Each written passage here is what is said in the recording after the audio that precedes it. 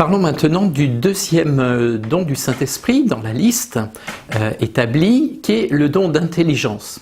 Alors ça c'est désirable aussi, l'intelligence, avoir une belle intelligence, sauf qu'il ne s'agit pas d'intelligence humaine, mais effectivement d'une intelligence qui nous vient du Seigneur, une lumière bien supérieure à l'intelligence humaine, une lumière qui nous vient de Dieu. Le pape François dit que ce don suscite chez le chrétien la capacité d'aller au-delà de l'aspect extérieur de la réalité et scruter les profondeurs de la pensée de Dieu, de son projet de salut. Donc ça va effectivement beaucoup plus loin que ce dont est capable l'intelligence humaine. Et nous pouvons penser bien évidemment à cette citation connue de saint Paul dans la première aux Corinthiens: ce que l'œil n'a pas vu, ce que l'oreille n'a pas entendu, ce qui n'est pas monté au cœur de l'homme, ce que Dieu a prévu pour ceux qui l'aiment, voilà ce que Dieu a révélé par l'Esprit ou dans l'Esprit. C'est vraiment un don du Seigneur, ce don d'intelligence.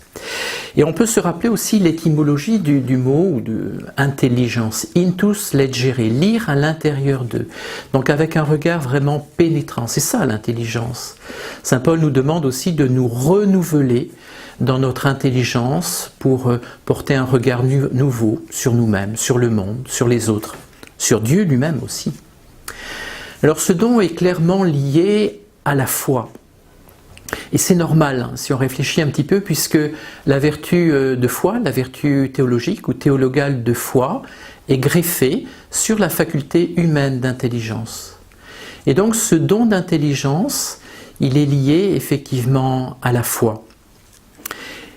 Et ce don d'intelligence, pour en avoir une bonne illustration, nous pouvons relire le passage de l'évangile de Luc, la rencontre de Jésus avec les pèlerins d'Emmaüs. Cette rencontre où Jésus chemine, aborde les pèlerins d'Emmaüs et il va les laisser tout d'abord s'exprimer, il va les écouter, leur déception, leur amertume. Et à un moment, le Seigneur prendra la parole en disant « Ô cœur sans intelligence, lent à croire tout ce qu'ont dit la loi et les prophètes ». Et puis, il va leur faire une véritable catéchèse, une exégèse qui le concerne lui. Alors c'est intéressant parce qu'il dit « au cœur sans intelligence, lent à croire ». Donc on voit bien ce lien entre le don d'intelligence qu'il va leur faire. Il ouvre le cœur à l'intelligence des Écritures et puis la vertu de foi, l'adhésion de foi.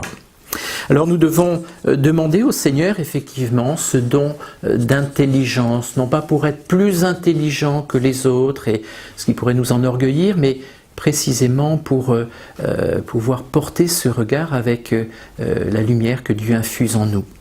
Faisons, si vous le voulez, cette prière à l'Esprit Saint.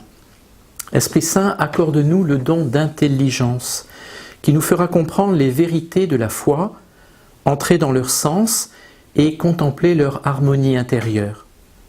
Mets en nous l'amour et l'intelligence des vérités enseignées par l'Église. Amen.